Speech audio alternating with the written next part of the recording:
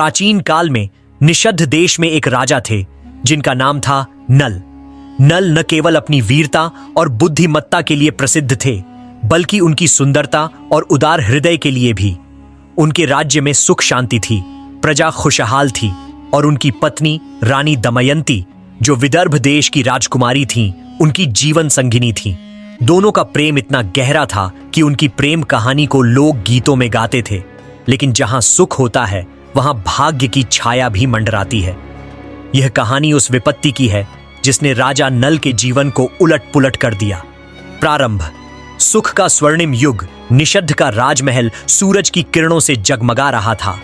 राजा नल अपनी सभा में बैठे थे, जहां विद्वान, कवि और सेनापति उनकी प्रशंसा में कसीदे पढ़ रहे थे।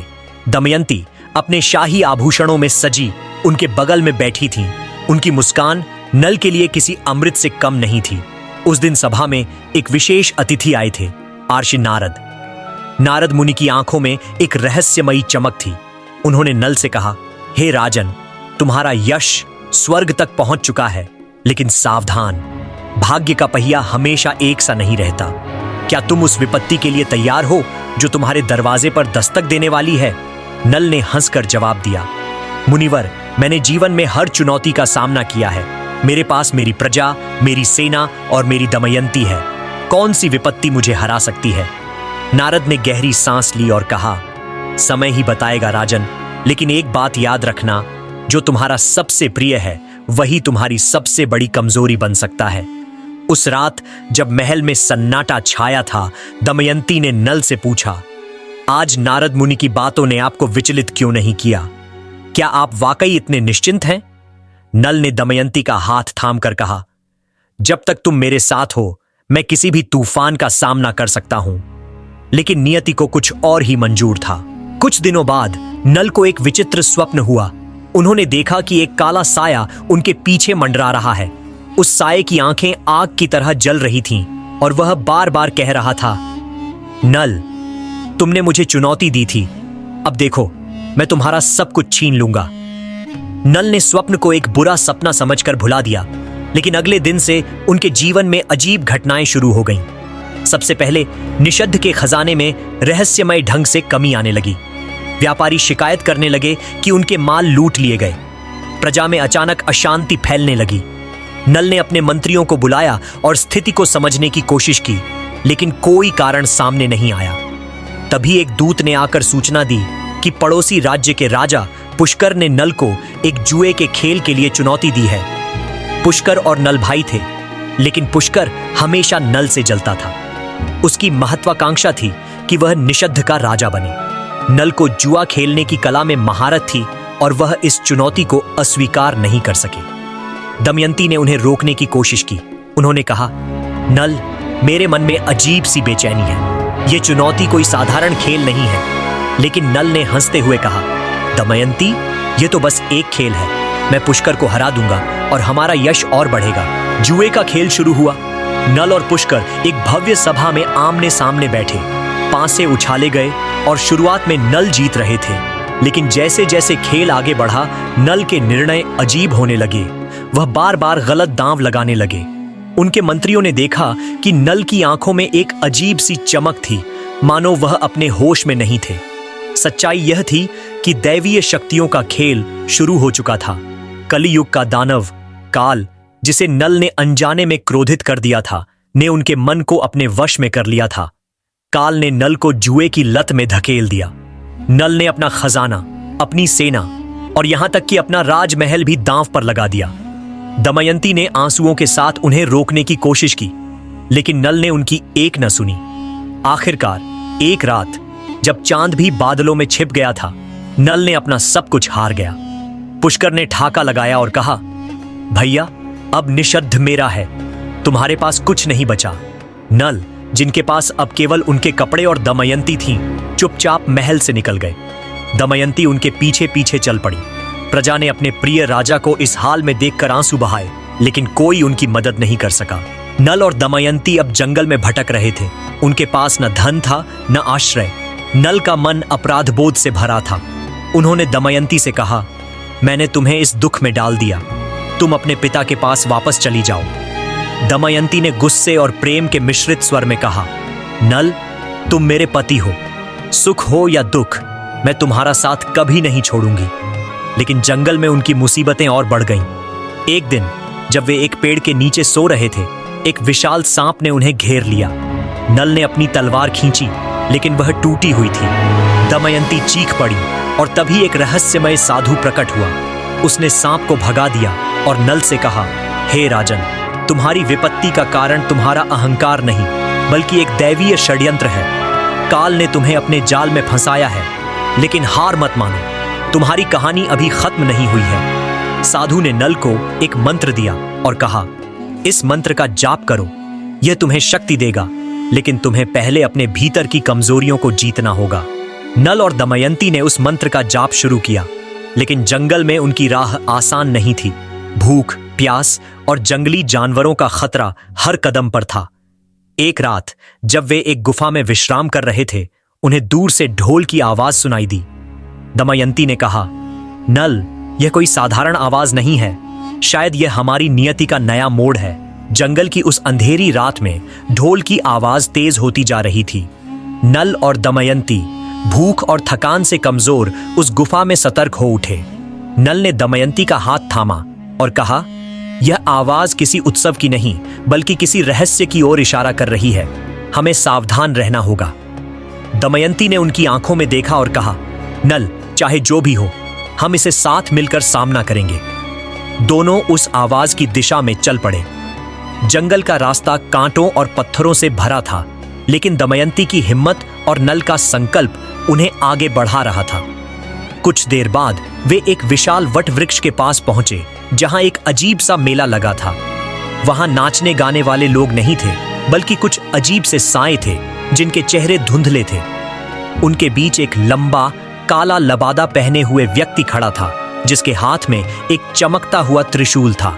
वह व्यक्ति नल की ओर मुड़ा और गहरी आवाज में बोला, नल, निषद्ध के पूर्व राजा, मैं तुम्हारी विपत्ति के बारे में जानता हूं। मैं हूं वन रक्षक, इस जंगल का स्वामी।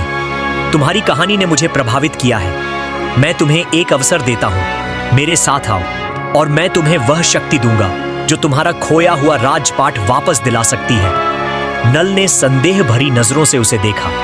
तुम कौन हो और मुझे तुम पर भरोसा क्यों करना चाहिए? उन्होंने पूछा। वन रक्षक ने हल्के से मुस्कुराते हुए कहा, मैं न देवता हूं न दानव, मैं इस जंगल का वह रहस्य हूं जो केवल सच्चे साहसी को दिखता है। लेकिन मेरी मदद की एक कीमत है, तुम्हें मेरे लिए एक कार्य करना होगा। दमयंती ने आगे बढ़कर कहा, कैसा कार्य, और यह कैसे सुनिश्चित होगा कि तुम हमें धोखा नहीं दोगे? वन रक्षक ने त्रिशूल को जमीन पर टेक दिया और अचानक चारों ओर रोशनी फैल गई। उस रोशनी में नल और दमयंती ने देखा कि उनके सामने एक प्राचीन मंदिर उभर आया, जिसके द्वार पर विचित्र नक्काशी थी। वन रक्षक ने कहा, इस मंदिर में एक रत्न है, काल रत्न। यह रत्न समय को नियंत्रित करने की शक्ति देता है, लेकिन इसे प्राप्त करने के लिए तुम्हें 3 परीक्षाओं से गुजरना होगा। अगर तुम सफल हुए तो न केवल तुम अपना राजपाट वापस पा सकते हो, बल्कि काल के प्रभाव से भी मुक्त हो जाओगे। लेकिन असफल हुए तो तुम इस जंगल में हमेशा के लिए भटकने को अभिशप्त हो जाओगे।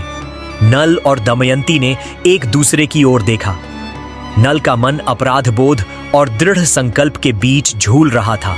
उन्होंने कहा, दमयंती, यह जोखिम भरा है, मैं तुम्हें और खतरे में नहीं डाल सकता। लेकिन दमयंती ने दृढ़ता से कहा, नल, हमारा प्रेम हमारी सबसे बड़ी शक्ति है। अगर हम साथ हैं तो कोई भी परीक्षा हमें हरा नहीं सकती। मैं तुम्हारे साथ हूं। वन रक्षक ने उन्हें मंदिर के अंदर ले जाया। पहला कक्ष अंधेरे से भरा था और उसमें से भयानक आवाजें आ रही थीं। वन रक्षक ने कहा, यह भय का कक्ष है, यहां तुम्हें अपने सबसे बड़े डर का सामना करना होगा।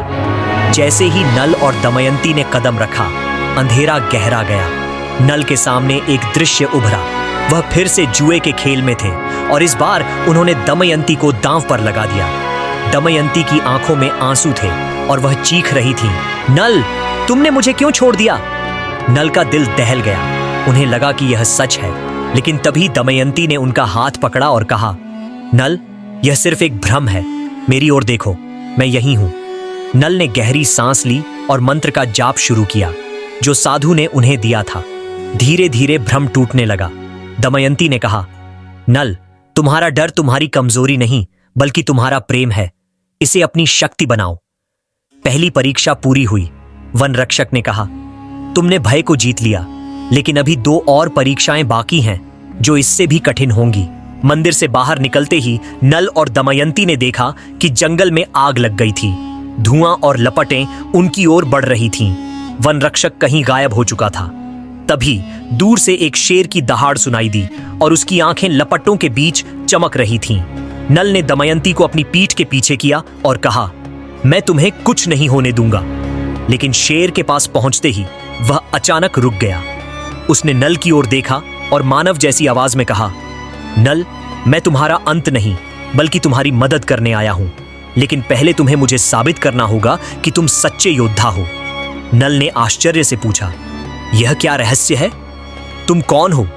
शेर ने कहा, मैं वह हूं जो तुम्हारे भीतर की वीरता को जगाने आया है।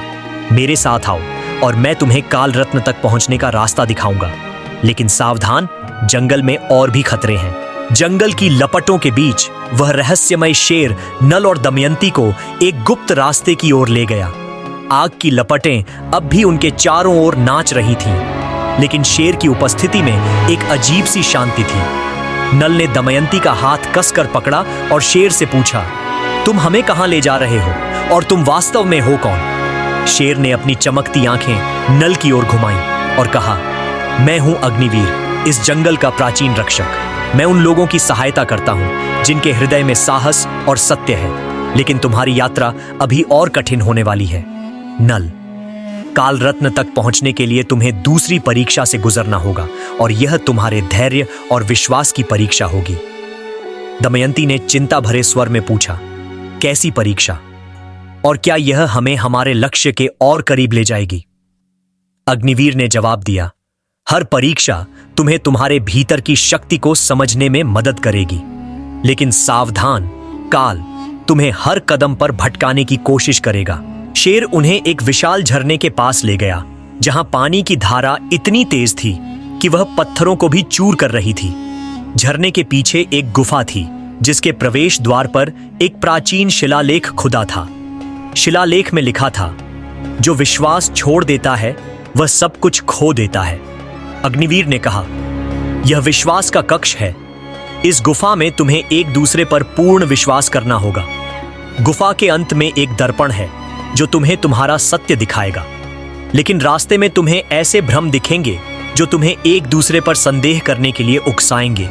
अगर तुमने विश्वास खो दिया तो तुम इस गुफा से कभी बाहर नहीं निकल पाओगे। नल और दमयंती ने एक दूसरे की ओर देखा। नल ने कहा, दमयंती, तुम मेरी सबसे बड़ी शक्ति हो, मैं तुम पर कभी संदेह नहीं करूंगा। दमयंती ने मुस्कुराकर जवाब दिया, और मैं तुम पर, नल। चलो इस परीक्षा को भी पार कर लेते हैं। गुफा के अंदर कदम रखते ही अंधेरा उन्हें निगल गया। चारों ओर से फुसफुसाहट की आवाजें आने लगी। अचानक नल के सामने एक दृश्य उभरा। दमयंती किसी और के साथ हंस रही थी और वह नल को ताने मार रही थी। तुम एक हारा हुआ राजा हो, नल, मैं तुम्हारे साथ क्यों रहूं? नल का दिल दुख से भर गया, लेकिन उन्होंने खुद को याद दिलाया, यह भ्रम है, दमयंती मेरे साथ है। उधर दमयंती को भी एक भ्रम दिखा। उन्हें लगा कि नल उन्हें छोड़कर जंगल में अकेले चले गए थे और उनकी आवाज गूंज रही थी, दमयंती, तुम मेरे लिए बोझ बन गई हो। दमयंती की आंखों में आंसू आ गए, लेकिन उन्होंने मंत्र का जाप शुरू किया और नल का हाथ और कसकर पकड़ लिया। भ्रम टूटते गए और आखिरकार वे गुफा के अंत में पहुंचे, जहां एक विशाल दर्पण खड़ा था। दर्पण में नल और दमयंती ने अपने प्रतिबिंब देखे, लेकिन वे अकेले नहीं थे। उनके पीछे काल का काला साया खड़ा था, जो हंस रहा था। काल ने कहा, नल, तुमने मेरे भ्रम को तोड़ दिया, लेकिन तुम मेरे पूरे खेल से नहीं बच सकते। तुम्हारा विश्वास तुम्हारी ताकत हो सकता है, लेकिन यह तुम्हारी कमजोरी भी बन सकता है। नल ने गुस्से में कहा, काल, मैं तुम्हें हराऊंगा। मेरे पास दमयंती का प्रेम और मेरी प्रजा की आशा है। गुफा से बाहर निकलते ही नल और दमयंती ने देखा कि अग्निवीर गायब हो चुका था, लेकिन जंगल अब पहले से भी अधिक खतरनाक लग रहा था। हवा में एक अजीब सी ठंडक थी और पेड़ों की पत्तियां सिसक रही थीं। तभी दूर से एक और आवाज आई। इस बार यह एक औरत की चीख थी। नल ने तुरंत दमयंती को कहा, किसी को मदद की जरूरत है, हमें वहां जाना होगा। वे उस दिशा में दौड़े जहां से चीख आ रही थी। वहां एक युवती थी जो कांप रही थी और उसके चारों ओर भेड़िए मंडरा रहे थे। नल ने बिना सोचे अपनी टूटी तलवार निकाली और भेड़ियों की ओर बढ़ा। भेड़िए पीछे हट गए, लेकिन युवती ने नल की ओर देखकर कहा, आप राजा नल हैं, है ना? मैंने आपके बारे में सुना है। मैं हूं चंद्रिका, एक तपस्विनी। मैं जानती हूं कि आप कालरत्न की खोज में हैं, लेकिन सावधान, तीसरी परीक्षा सबसे कठिन होगी। दमयंती ने पूछा, तुम्हें कैसे पता कि हम कालरत्न की तलाश में हैं? चंद्रिका ने रहस्यमयी ढंग से मुस्कुराते हुए कहा, जंगल की हवाएं रहस्य फुसफुसाती हैं, लेकिन मेरी मदद लेने की कीमत है। मुझे तुम्हारे साथ चलना होगा और तुम्हें मुझ पर भरोसा करना होगा। नल ने संदेह भरी नजरों से चंद्रिका को देखा। क्या वह सचमुच उनकी मदद करना चाहती थी या यह काल का एक और जाल था? दमयंती ने नल के कंधे पर हाथ रखा और कहा, हमें सावधान रहना होगा, लेकिन अगर वह सच कह रही है तो शायद वह हमारी सहायता कर सकती है। चंद्रिका ने उन्हें एक प्राचीन पथ की ओर ले जाना शुरू किया, जहां पेड़ों की शाखाएं एक दूसरे से उलझी हुई थीं। रास्ते में उसने बताया, कालरत्न को प्राप्त करने के लिए तुम्हें तीसरी परीक्षा में अपनी सबसे बड़ी इच्छा का त्याग करना होगा। यह त्याग तुम्हारे हृदय को तोड़ सकता है। नल और दमयंती ने एक दूसरे की ओर देखा। नल ने कहा, मेरी सबसे बड़ी इच्छा मेरे राज्य को वापस पाना और मेरी प्रजा को सुख देना है, लेकिन अगर इसके लिए मुझे और बलिदान देना पड़े तो मैं तैयार हूं। चंद्रिका ने रुककर कहा, तुम्हारी इच्छा शायद वह नहीं है जो तुम सोचते हो। तीसरी परीक्षा तुम्हें तुम्हारा असली सच दिखाएगी। तभी जंगल में अचानक एक भयानक तूफान उठा। पेड़ उखड़ने लगे और हवा में काल की हंसी गूंजने लगी। चंद्रिका ने चिल्लाकर कहा, यह काल का जाल है, हमें जल्दी से मंदिर तक पहुंचना होगा, वरना सब कुछ खत्म हो जाएगा। जंगल में तूफान की गर्जना इतनी भयंकर थी कि पेड़ों की शाखाएं टूटकर जमीन पर गिर रही थीं। हवा में काल की हंसी गूंज रही थी, मानो वह नल और दमयंती को ताने मार रहा हो। चंद्रिका, नल और दमयंती तेजी से उस प्राचीन मंदिर की ओर दौड़ रहे थे जहां कालरत्न छिपा था, लेकिन रास्ता आसान नहीं था। तूफान ने पथ को अवरुद्ध कर दिया था और जमीन पर गहरी दरारें उभर आई थीं। चंद्रिका ने चिल्लाकर कहा, नल, दमयंती, हिम्मत मत हारो, मंदिर अब पास है, लेकिन काल हमें रोकने के लिए अपनी पूरी शक्ति लगा रहा है। नल ने अपनी टूटी तलवार को कसकर पकड़ा और दमयंती को अपने करीब रखा। उन्होंने कहा, काल चाहे जितना जोर लगा ले, मैं दमयंती और अपनी प्रजा के लिए हार नहीं मानूंगा। तभी एक विशाल चट्टान उनके सामने गिरी और उसमें से एक भयानक आकृति उभरी। काल का एक दानव रूप। उसकी आंखें लाल थीं और उसके हाथों में एक जलता हुआ भाला था। काल ने गर्जना की, नल, तुमने मुझसे टक्कर लेने की हिम्मत की, लेकिन तुम मेरे सामने कुछ भी नहीं हो। इस तूफान में तुम्हारा अंत निश्चित है। दमयंती ने नल का हाथ थामा और कहा, नल, हमें मंत्र का जाप करना होगा, यह हमारी एकमात्र आशा है। दोनों ने एक साथ उस मंत्र का जाप शुरू किया जो साधु ने उन्हें दिया था। मंत्र की ध्वनि तूफान की गर्जना को चीरती हुई गूंजने लगी। चंद्रिका ने भी अपने हाथों को उठाया और एक प्राचीन मंत्र का उच्चारण शुरू किया। अचानक तूफान की गति धीमी पड़ने लगी और काल का दानव रूप पीछे हटने लगा। कुछ ही पलों में वे मंदिर के विशाल द्वार के सामने पहुंच गए। द्वार पर नक्काशी थी जिसमें एक योद्धा को अपने हृदय को बलिदान करते हुए दिखाया गया था। चंद्रिका ने गंभीर स्वर में कहा, यह तीसरी परीक्षा का प्रतीक है, त्याग की परीक्षा। काल रत्न तक पहुंचने के लिए तुम्हें अपनी सबसे प्रिय चीज का त्याग करना होगा। नल ने दमयंती की ओर देखा और कहा, मेरे लिए तुमसे प्रिय कुछ भी नहीं है दमयंती। अगर मुझे तुम्हारा त्याग करना पड़ा तो मैं यह परीक्षा नहीं लूंगा। दमयंती ने उसका चेहरा अपने हाथों में लिया और कहा, नल, हमारा प्रेम हमारी कमजोरी नहीं बल्कि हमारी शक्ति है। हमें विश्वास रखना होगा कि यह परीक्षा हमें अलग नहीं करेगी। मंदिर का द्वार धीरे धीरे खुला और अंदर एक चमकता हुआ कक्ष था। कक्ष के बीच में एक सुनहरा मंच था जिस पर काल रत्न चमक रहा था। रत्न की रोशनी इतनी तेज थी कि वह पूरे कक्ष को रोशन कर रही थी, लेकिन मंच के चारों ओर एक अजीब सी ऊर्जा थी जो नल और दमयंती को पास आने से रोक रही थी। चंद्रिका ने कहा, यह तीसरी परीक्षा है, काल रत्न तुम्हें वह सब लौटा सकता है जो तुमने खोया है, लेकिन इसे लेने के लिए तुम्हें अपने हृदय की सबसे गहरी इच्छा को छोड़ना होगा। और सावधान, काल अभी भी तुम्हें देख रहा है। जैसे ही नल ने काल रत्न की ओर कदम बढ़ाया, कक्ष में एक भयानक भ्रम प्रकट हुआ। नल ने देखा कि निषद्ध का राजमहल फिर से उनके सामने था। उनकी प्रजा उनकी जय जयकार कर रही थी और उनका खोया हुआ वैभव लौट आया था। लेकिन उस दृश्य में दमयंती गायब थी। एक आवाज गूंजी, नल, अगर तुम काल रत्न लेते हो तो तुम्हारा राजपाट तुम्हें मिल जाएगा, लेकिन दमयंती तुम्हें हमेशा के लिए छोड़ देगी। नल का दिल दहल गया।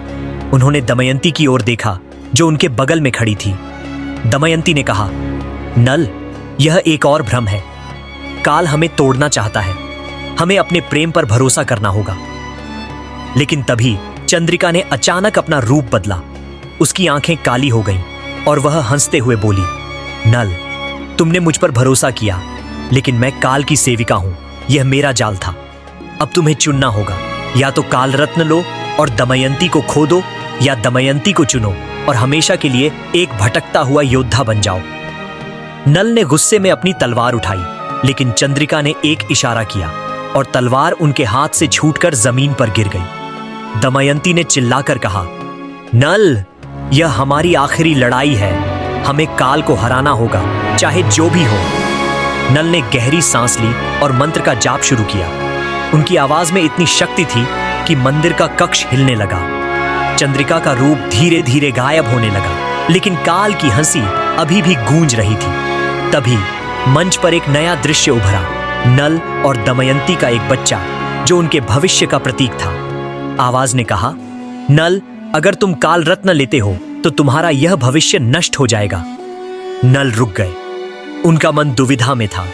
क्या वह अपने राज्य, अपनी प्रजा और अपने वैभव के लिए अपने प्रेम और भविष्य को दांव पर लगाएंगे?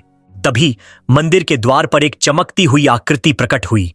यह वही साधु था जिसने नल को मंत्र दिया था। साधु ने कहा, नल, काल तुम्हें डराने की कोशिश कर रहा है। तुम्हारा त्याग तुम्हारी हार नहीं, बल्कि तुम्हारी जीत होगी। लेकिन तुम्हें यह निर्णय अपने हृदय से लेना होगा। दमयंती ने नल का हाथ पकड़ा और कहा, नल, हमारा प्रेम और हमारा विश्वास हमें हर परीक्षा में जीत दिलाएगा। हमें कालरत्न की जरूरत नहीं है, हमें एक दूसरे की जरूरत है। नल ने एक गहरी सांस ली और कालरत्न की ओर देखा। उन्होंने कहा, काल, तुम मुझे डरा नहीं सकते। मैं अपने प्रेम का त्याग नहीं करूंगा। मैं दमयंती को चुनता हूं। जैसे ही नल ने यह कहा, मंदिर में एक तेज रोशनी फैल गई। कालरत्न गायब हो गया और चंद्रिका की चीखें हवा में विलीन हो गईं। साधु ने मुस्कुराते हुए कहा, नल, तुमने तीसरी परीक्षा पास कर ली है। कालरत्न कोई वस्तु नहीं, बल्कि तुम्हारा साहस और प्रेम था। तुमने काल को हरा दिया। लेकिन तभी मंदिर की दीवारें हिलने लगीं। साधु ने चेतावनी दी, काल अभी पूरी तरह पराजित नहीं हुआ है। वह तुम्हें जंगल से बाहर निकलने से पहले एक आखिरी बार आजमाएगा। तैयार रहो। बाहर निकलते ही नल और दमयंती ने देखा कि जंगल अब शांत था, लेकिन एक नया खतरा उनकी प्रतीक्षा कर रहा था। एक विशाल सेना जिसका नेतृत्व पुष्कर कर रहा था, उनके सामने खड़ी थी। पुष्कर ने हंसते हुए कहा, नल, तुमने सब कुछ खो दिया और अब तुम मेरे सामने कमजोर हो। इस जंगल में तुम्हारा अंत होगा। जंगल की शांति अब एक भयानक युद्ध के मैदान में बदल चुकी थी।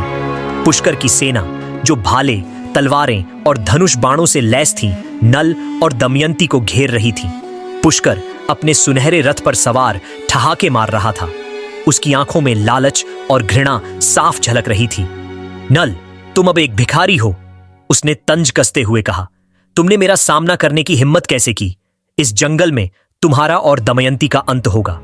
नल, जिनके पास अब केवल उनकी टूटी तलवार और दमयंती का साथ था, ने गहरी सांस ली।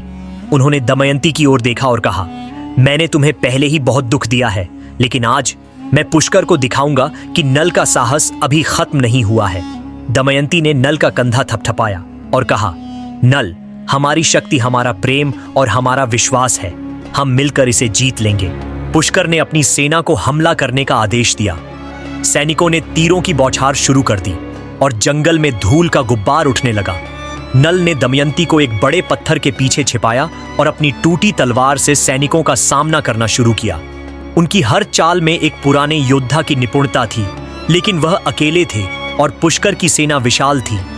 तभी जंगल से एक अप्रत्याशित मदद आई। अग्निवीर, वह रहस्यमय शेर, फिर से प्रकट हुआ। उसकी दहाड़ इतनी भयंकर थी कि पुष्कर की सेना के घोड़े डर कर भागने लगे। अग्निवीर ने नल से कहा, राजन, तुमने काल की तीनों परीक्षाएं पास की हैं। अब मैं तुम्हारी सहायता करूंगा, लेकिन याद रखो, यह युद्ध केवल तलवारों से नहीं, बल्कि बुद्धि और हृदय से जीता जाएगा।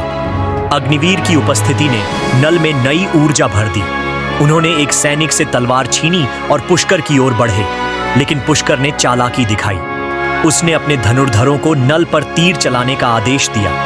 नल ने कई तीरों को चकमा दिया, लेकिन एक तीर उनके कंधे को छू गया और खून बहने लगा। दमयंती चीख पड़ी और उनके पास दौड़ी। दमयंती ने नल को सहारा दिया और कहा, नल, तुम अकेले नहीं हो, मैं तुम्हारे साथ हूं। उन्होंने जमीन से एक धनुष उठाया और तीर चलाना शुरू किया। उनकी निशानेबाजी इतनी सटीक थी कि पुष्कर के कई सैनिक पीछे हटने लगे। पुष्कर हैरान था। उसने सोचा था कि दमयंती केवल एक कमजोर रानी है, लेकिन वह एक योद्धा की तरह लड़ रही थी। तभी अग्निवीर ने एक और रहस्य खोला। उसने नल से कहा, पुष्कर केवल एक कठपुतली है, असली शत्रु काल है जो उसका मन नियंत्रित कर रहा है। अगर तुम पुष्कर को हराना चाहते हो तो तुम्हें काल के प्रभाव को तोड़ना होगा। नल ने पूछा, लेकिन यह कैसे संभव है? अग्निवीर ने कहा, तुम्हारे पास वह मंत्र है जो साधु ने तुम्हें दिया था। उस मंत्र में शक्ति है जो काल के जादू को तोड़ सकती है, लेकिन इसके लिए तुम्हें पुष्कर के करीब पहुंचना होगा और यह आसान नहीं होगा। नल और दमयंती ने एक साथ मंत्र का जाप शुरू किया। उनकी आवाज जंगल में गूंजने लगी और पुष्कर की सेना में अजीब सी बेचैनी फैलने लगी। पुष्कर ने गुस्से में चिल्लाया, यह क्या जादू है? रुको नल, मैं तुम्हें अभी खत्म करता हूं। पुष्कर ने अपना रथ नल की ओर दौड़ाया, लेकिन तभी जंगल में एक और आकृति प्रकट हुई, वही साधु जिसने नल को मंत्र दिया था। साधु ने अपने हाथ उठाए और एक सुनहरी रोशनी ने पुष्कर के रथ को रोक दिया। साधु ने कहा, पुष्कर, तुम काल के वश में हो। अपने भाई को देखो, वह तुम्हारा शत्रु नहीं बल्कि तुम्हारा रक्त है। पुष्कर की आंखों में एक पल के लिए भ्रम टूटा, लेकिन काल का प्रभाव फिर हावी हो गया। उसने चिल्लाकर कहा, नल, मैं तुम्हें कभी नहीं छोड़ूंगा, और उसने एक जादुई भाला नल की ओर फेंका। दमयंती ने नल को धक्का देकर बचा लिया, लेकिन भाला उनके कंधे को छू गया। दमयंती दर्द से कराह उठी, लेकिन उन्होंने नल से कहा, मंत्र, रुकना मत। नल का गुस्सा अब चरम पर था। उन्होंने मंत्र का जाप और तेज किया और उनकी आवाज में ऐसी शक्ति थी कि जंगल की हवाएं थम गईं। पुष्कर का रथ हिलने लगा और उसकी आंखों में काल का काला साया धीरे धीरे गायब होने लगा। पुष्कर अचानक जमीन पर गिर पड़ा और चीखने लगा, नल, मुझे माफ कर दो, मैंने तुम्हारे साथ विश्वासघात किया। काल का प्रभाव टूट चुका था, लेकिन वह अब भी हारा नहीं था। जंगल में अचानक अंधेरा छा गया और एक विशाल काली आकृति प्रकट हुई। यह काल का अंतिम रूप था, एक राक्षसी प्राणी जिसके हाथों में समय की जंजीरें थीं। काल ने गर्जना की, नल, तुमने मेरे जाल तोड़ दिए, लेकिन मैं तुम्हें जीतने नहीं दूंगा। तुम्हारा समय अब मेरा है। साधु ने नल से कहा, नल, यह तुम्हारी अंतिम लड़ाई है। काल को हराने के लिए तुम्हें अपने भीतर की शक्ति को जगाना होगा। वह शक्ति तुम्हारे प्रेम, तुम्हारे साहस और तुम्हारी प्रजा के विश्वास में है। दमयंती, जो अभी भी दर्द में थी, ने नल का हाथ पकड़ा और कहा, नल, हमने हर परीक्षा को साथ मिलकर पार किया है। यह आखिरी चुनौती भी हम जीत लेंगे। नल ने अपनी सारी शक्ति एकत्र की और मंत्र का उच्चारण शुरू किया, लेकिन काल ने अपनी जंजीरें नल की ओर फेंकी और एक नया भ्रम शुरू हुआ। नल और दमयंती को लगा कि वे एक बार फिर जुए के खेल में हैं, जहां उनकी हर चीज दांव पर थी।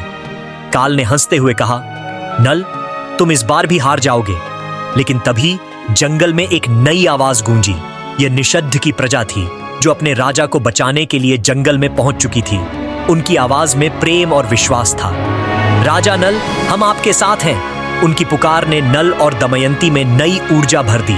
जंगल में काल का राक्षसी रूप अब और भी भयावह हो चुका था। उसकी काली जंजीरें हवा में लहरा रही थीं और उसकी हर गर्जना से जमीन कांप रही थी। नल और दमयंती, जो अब तक कई परीक्षाओं से गुजर चुके थे, काल के सामने खड़े थे। दमयंती का कंधा अभी भी घायल था, लेकिन उनकी आंखों में दृढ़ संकल्प चमक रहा था। नल ने अपनी तलवार उठाई, जो अब रहस्यमय ढंग से चमक रही थी, मानो साधु के मंत्र ने उसमें नई शक्ति भर दी हो। निषद्ध की प्रजा की पुकार जंगल में गूंज रही थी। राजा नल, रानी दमयंती, हम आपके साथ हैं। उनकी आवाज ने नल के हृदय में एक नई आग जला दी।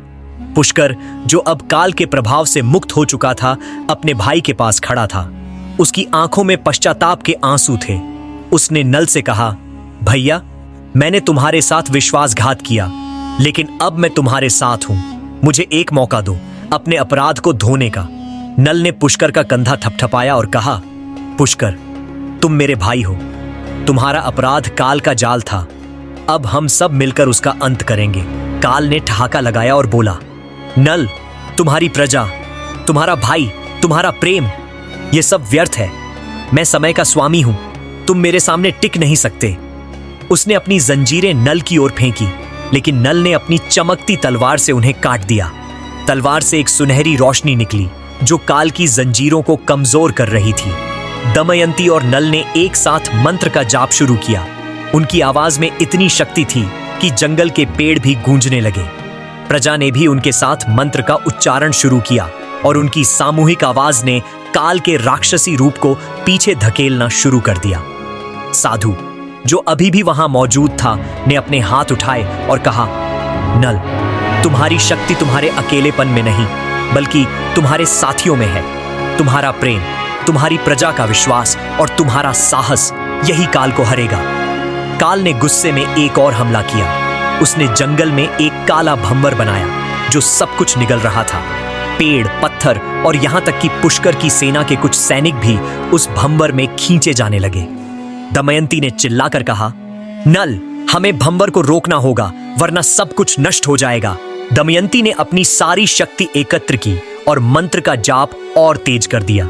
उन्होंने नल से कहा, नल, तुम प्रजा को बचाओ, मैं इस भंवर को रोकने की कोशिश करती हूं। नल ने उन्हें रोकने की कोशिश की, लेकिन दमयंती ने कहा, नल, अगर हम दोनों इस भंवर में फंस गए तो हमारी प्रजा का क्या होगा? मुझे तुम पर भरोसा है।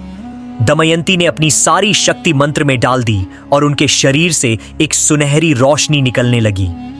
वह रोशनी भंवर की ओर बढ़ी और उसे धीमा करने लगी, लेकिन इस प्रक्रिया में दमयंती की शक्ति कम होती जा रही थी। नल ने चीखकर कहा, दमयंती, रुको, मैं तुम्हें खो नहीं सकता। लेकिन दमयंती ने मुस्कुराते हुए कहा, नल, मेरा बलिदान व्यर्थ नहीं जाएगा। तुम्हें काल को हराना होगा। उनकी आंखों से आंसू बह रहे थे, लेकिन उनकी आवाज में दृढ़ता थी।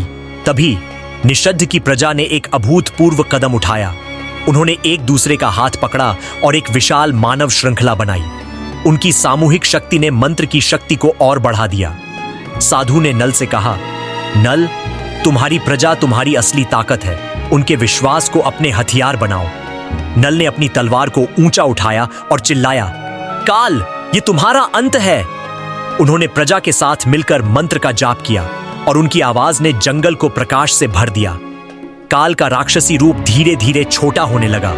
उसने चीखकर कहा, नल, तुम जीत सकते हो, लेकिन मैं फिर लौटूंगा। अचानक एक तेज विस्फोट हुआ और काल का रूप हवा में विलीन हो गया।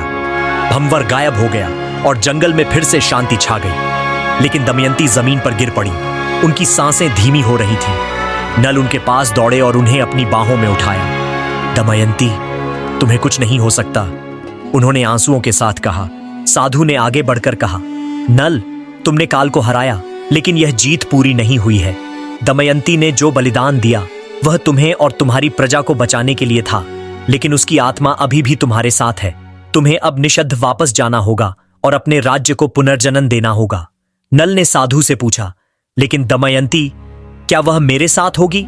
साधु ने रहस्यमय ढंग से मुस्कुराते हुए कहा, दमयंती का प्रेम तुम्हारे हृदय में हमेशा रहेगा, लेकिन तुम्हारी यात्रा अभी खत्म नहीं हुई है। जंगल के उस पार एक प्राचीन तालाब है जिसे अमृत सरोवर कहते हैं। वहां तुम्हें जवाब मिलेगा। पुष्कर ने नल के सामने घुटने टेके और कहा, भैया, मैं तुम्हें निषद्ध का राजा बनने में मदद करूंगा। मैंने जो किया उसके लिए मुझे माफ कर दो। नल ने पुष्कर को उठाया और कहा, पुष्कर, हम भाई हैं। अब हमें मिलकर निषद्ध को फिर से महान बनाना है, लेकिन पहले मुझे दमयंती को बचाना होगा। नल ने दमयंती को अपनी गोद में उठाया और प्रजा के साथ जंगल के उस पार चल पड़े जहां अमृत सरोवर था। प्रजा उनके पीछे थी और उनकी पुकार में अब भी विश्वास था, लेकिन जंगल में नई चुनौतियां उनकी प्रतीक्षा कर रही थीं। रास्ते में एक प्राचीन वृक्ष के नीचे एक बूढ़ी औरत बैठी थी, जिसके चेहरे पर रहस्यमय मुस्कान थी। उसने नल से कहा, हे राजन, अमृत सरोवर तक पहुंचने के लिए तुम्हें एक आखिरी रहस्य को सुलझाना होगा। क्या तुम तैयार हो? नल ने दमयंती की ओर देखा, जो अब भी बेहोश थी, और कहा, मैं कुछ भी करूंगा अपनी दमयंती को बचाने के लिए। जंगल का रास्ता अब और भी रहस्यमय हो चला था। नल दमयंती को अपनी गोद में लिए प्रजा और पुष्कर के साथ उस प्राचीन वृक्ष की ओर बढ़ रहे थे जहां बूढ़ी औरत बैठी थी। उसकी आंखों में समय की गहराई थी, मानो वह सदियों से इस क्षण की प्रतीक्षा कर रही हो। नल ने दमयंती की धीमी सांसों को महसूस किया और बूढ़ी औरत से कहा, मुझे बताओ, अमृत सरोवर कहां है? मेरी दमयंती को बचाने का रास्ता क्या है? बूढ़ी औरत ने गहरी सांस ली और बोली, हे नल, तुमने काल को हराया, अपनी प्रजा का विश्वास जीता और अपने भाई को वापस पाया, लेकिन अमृत सरोवर तक पहुंचने के लिए तुम्हें अंतिम रहस्य को सुलझाना होगा। यह रहस्य तुम्हारे हृदय में छिपा है। सरोवर का जल केवल तभी तुम्हारी दमयंती को बचा सकता है जब तुम अपने अतीत के हर दुख को क्षमा कर दो, अपने आप को, पुष्कर को और यहां तक कि काल को भी। नल ने आश्चर्य से पूछा, काल को क्षमा करना? उसने मेरा सब कुछ छीन लिया, मेरी दमयंती को इस हाल में पहुंचाया, मैं उसे कैसे माफ कर सकता हूं? बूढ़ी औरत ने मुस्कुराते हुए कहा, क्षमा कमजोरी नहीं बल्कि सबसे बड़ी शक्ति है। जब तक तुम्हारे हृदय में घृणा और अपराध बोध रहेगा, अमृत सरोवर का जल तुम्हारे लिए निष्फल रहेगा। नल ने गहरी सांस ली और पुष्कर की ओर देखा। उन्होंने कहा, पुष्कर, तुमने मेरे साथ विश्वासघात किया, लेकिन तुम मेरे भाई हो, मैं तुम्हें माफ करता हूं। पुष्कर की आंखों में आंसू छलक आए और उसने नल के पैर छू लिए। फिर नल ने अपने हृदय की ओर देखा और कहा, मैंने जुए में सब कुछ खोया, अपने अहंकार के कारण अपनी प्रजा को दुख दिया, मैं खुद को माफ करता हूं। अंत में नल ने काल की ओर देखा, जो अब एक धुंधले साए के रूप में उनके सामने प्रकट हुआ था।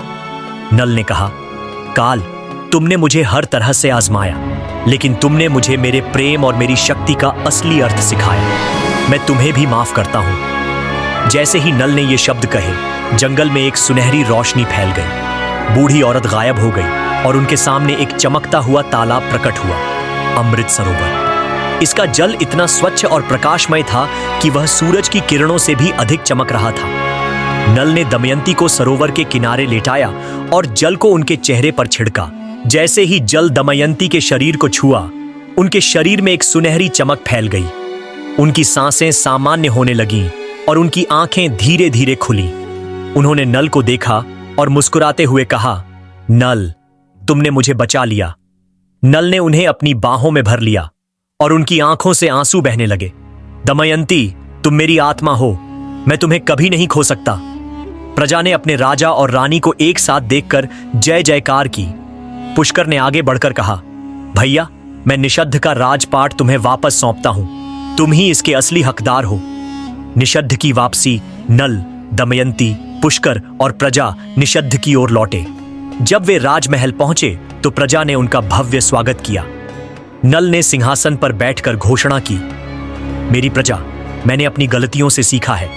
अब मैं केवल आपका राजा नहीं बल्कि आपका सेवक बनकर शासन करूंगा। दमयंती मेरी शक्ति है और पुष्कर मेरा भाई। हम मिलकर निषद्ध को फिर से स्वर्णिम युग में ले जाएंगे। दमयंती ने प्रजा से कहा, हमारी शक्ति हमारा एकजुट होना है। काल ने हमें तोड़ने की कोशिश की, लेकिन हमारा प्रेम और विश्वास अटल रहा। काल का अंतिम संदेश उसी रात जब नल और दमयंती अपने कक्ष में थे, एक हल्का सा साया प्रकट हुआ। यह काल था, लेकिन अब उसका रूप भयावह नहीं था। उसने कहा, नल, तुमने मुझे हराया, लेकिन मैं तुम्हारा शत्रु नहीं था।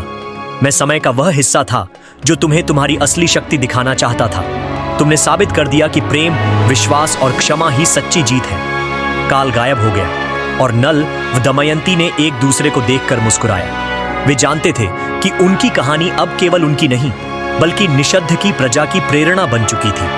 निषद्ध का स्वर्णिम युग नल और दमयंती ने निषद्ध को फिर से समृद्ध बनाया। पुष्कर उनके विश्वस्त सलाहकार बने और प्रजा में सुख शांति लौट आई। उनकी कहानी गीतों और कथाओं में गाई जाने लगी। लेकिन नल और दमयंती के लिए सबसे बड़ा सुख था उनका एक दूसरे का साथ। हर रात जब चांद निषद्ध के आकाश में चमकता, वे एक दूसरे का हाथ थाम कर कहते, हमारी हर विपत्ति हमें और करीब लाई। और इस तरह राजा नल और दमयंती की गाथा अमर हो गई।